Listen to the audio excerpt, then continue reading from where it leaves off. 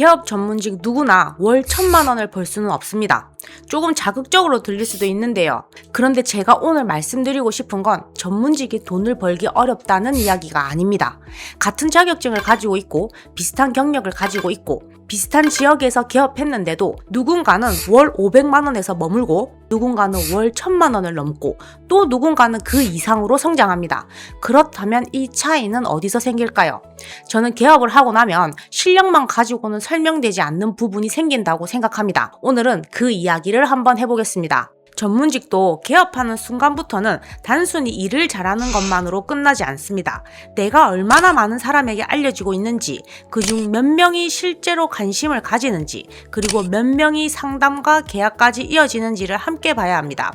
즉, 매출을 결과로만 볼 게 아니라 고객이 나를 발견한 순간부터 계약하기까지의 과정을 봐야 한다는 겁니다. 그런데 매출이 기대만큼 나오지 않을 때 많은 분들이 가장 먼저 하는 선택이 있습니다. 바로 광고를 더하는 겁니다.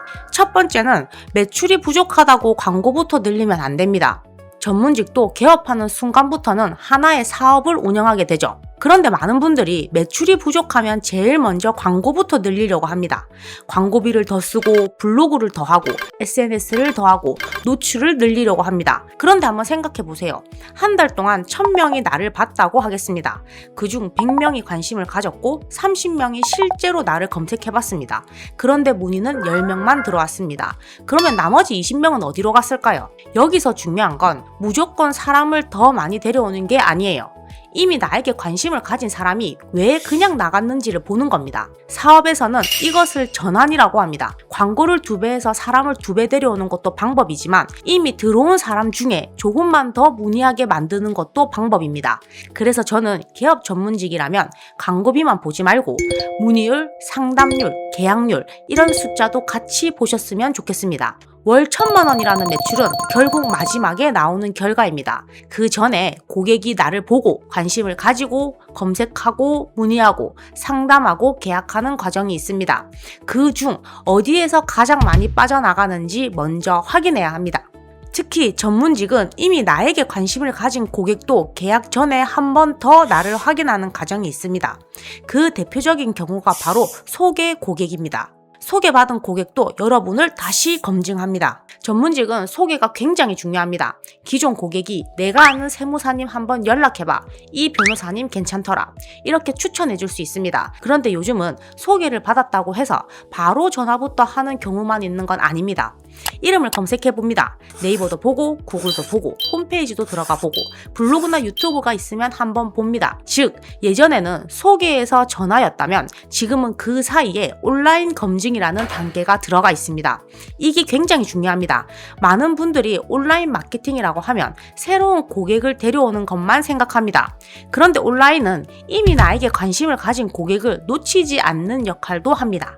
소개를 받았는데 검색해보니 정보가 거의 없고 홈페이지는 오래돼 보이고 어떤 일을 잘하는지 모르겠고 다른 전문가와 차이도 잘 모르겠다면 그 고객은 다시 다른 곳을 찾아볼 수 있습니다. 그래서 저는 전문직에게 온라인에서 가장 중요한 건 많이 보여주는 것보다 검색했을 때 제대로 보여주는 것이라고 생각합니다. 결국 고객은 검색을 통해 이 사람에게 맡겨도 될까를 확인합니다. 그리고 그 판단에 필요한 정보를 한 곳에서 제대로 보여줄 공간이 필요합니다. 바로 여기서 홈페이지의 역할이 달라집니다. 그래서 홈페이지는 광고판보다 검증 공간에 가깝습니다.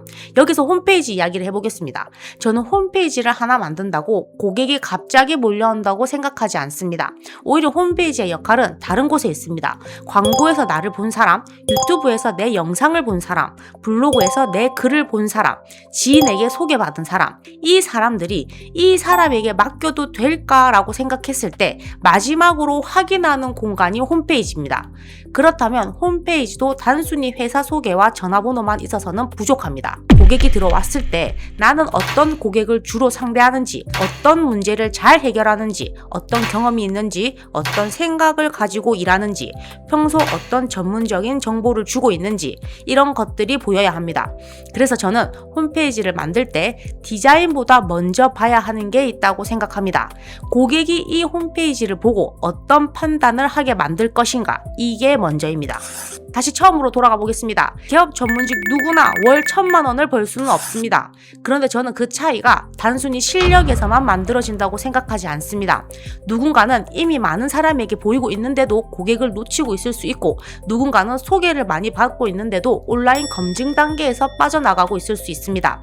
그래서 매출을 늘리고 싶다면 무조건 더 많은 사람을 데려오기 전에 지금 들어오고 있는 고객이 어디에서 빠져나가고 있는지 한번 확인해 보셨으면 좋겠습니다. 광고를 늘리는 것보다 그게 먼저일 수도 있습니다.